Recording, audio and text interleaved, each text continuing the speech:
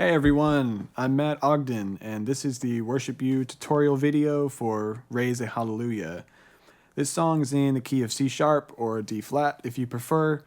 It's at 82 BPM and time signature is 4/4. And I'm going to get right into explaining the song. The intro and the first verse, I'm not playing anything, it's just the guitars and vocals. I don't come in until chorus 1. And the chords of that song are going to be a 4 or F sharp to C sharp 1 and to the 6 A sharp and a 5 G sharp. It's going to be really grooving right away. So the drums are going to come in with the kick and I'm going to follow that and play quarter notes. But I'm going to leave a little space in between the notes to establish a bit of a groove. And that's going to be a staple part of the whole song, really. So I'll go ahead and play that for you. It's going to sound like this.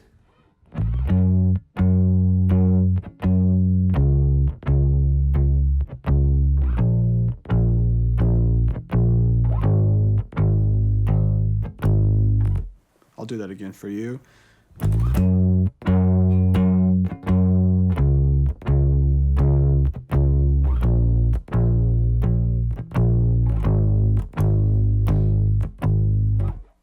Cool, so coming out of that section, we're going to land on a 1, a C sharp. And it's a little channel before the verse 2 begins, the vocals come in. And during that, I'm going to take the pick away and go back to my fingers. And I'm going to do a little lick to set up verse 2 beginning. It'll sound something like this.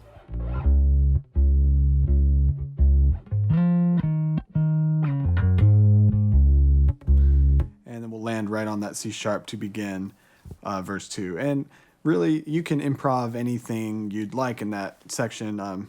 It's just nice to do a little something to set up verse 2 beginning. I think that's nice. But for verse 2, the chords are going to be a 1 C sharp to a 4 F sharp to a 6 A sharp and then a 5 G sharp. And the drum groove is going to be about the same dynamic as the first chorus. We're going to do that same picking pattern. Kind of thing over that progression. Going into the chorus, so remember the last chord is the 5, the G sharp. And I'll do a little octave slide up.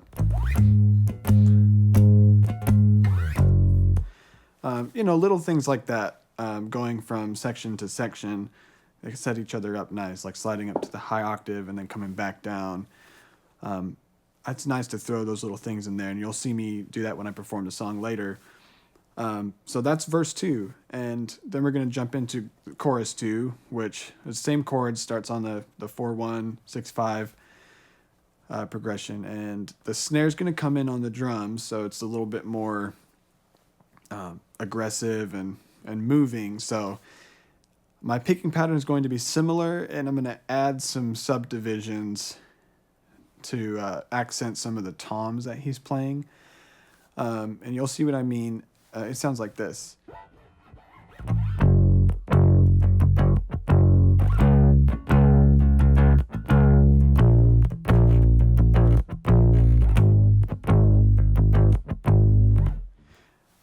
Yeah, so it just kind of, you move along with it, with the picking pattern. So I can play that again.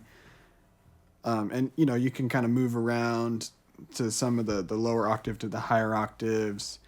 And also, when we come out of the chorus, we're going to hold the 5-1 measure before we land back onto the 1.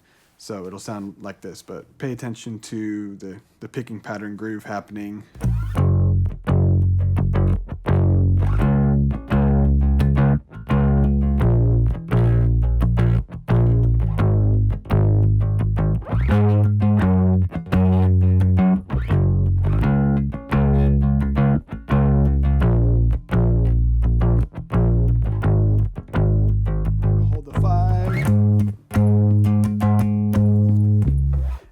On that 1. So that's the second chorus. And this has that same kind of channel breath that we did holding before verse 2. And it's a little different. So I do a really stuttery sort of thing on the bass over the one chord. And it's going to sound, I'm going to play the high octave C sharp on the A string up here and come down like this. And the technique on this is going to be, like I say, stuttery. So every attack, I'm striking the note and then muting it before hitting the next one, adding that, just a slight space between it. So a little stutter kind of a thing. So we'll come out of the chorus into that. So again, I'm on the 5, on the last chord of chorus 2.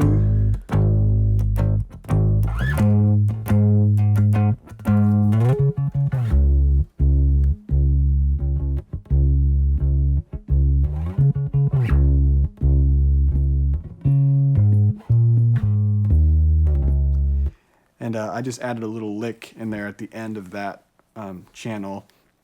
Again, you can do whatever you'd like to set up the bridge. And we're going to go right into the bridge as the next section. So bridge chords, you drop down dynamically, and you're going to play a 1, the G sharp, 2, a 5, the G sharp, and then a 6, A sharp, 4, F sharp. These chords are going to repeat. I think you do the bridge in total like 3 times. And each time you do it, it builds dynamically. So the first time through, really simple, doing whole notes, just holding it out through the duration of the chord. And then the second time, you're going to jump back into that same picking pattern, the quarter notes, over that progression. And for that third repeat on the bridge, we're going to do that same pattern, but a little more aggressive, kind of like we did in chorus 2. We're adding a little more movement. But I also add some octave, like sliding up and sliding back down, and play that through the third repeat, and we hold the 4 an extra measure before going into the last chorus. And that'll just sound something like...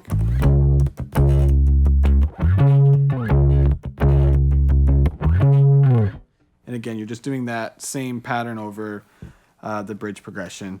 And now we go into the last chorus, which starts down and then it builds later. So I'll slide up from this 4, but at the end of the bridge, and I'll slide up to begin the last chorus, which is the 4-1-6-5 progression, just like the rest.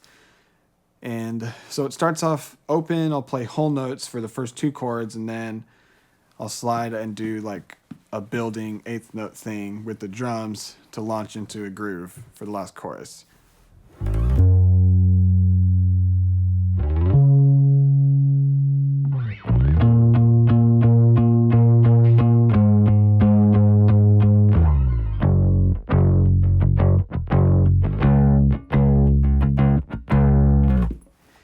Cool, and so there you're in that same groove and all through the rest of the chorus.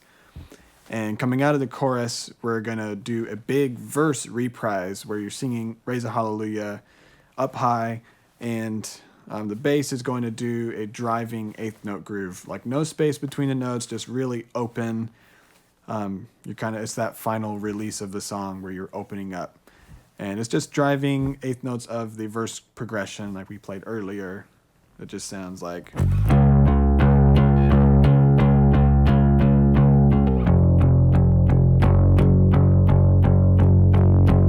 Nice and open and aggressive. You'll notice I threw like a 3 F chord inversion before the 4. Just a little something to add energy and such. But that's that last verse reprise. We're going to play that through the verse, and we're going to bring it back down. And from here, at this point of the song, we just flow. And I'm going to land on the C sharp, but I'm going to go back to that stuttery C sharp thing before the bridge, and just kind of sit there. and we're just in that pocket and flowing. And for the rest of the song, we do we build that and do the verse reprise and then end the song on a big one, a big C sharp at the end. So let's go play it and we'll show you all these parts put together.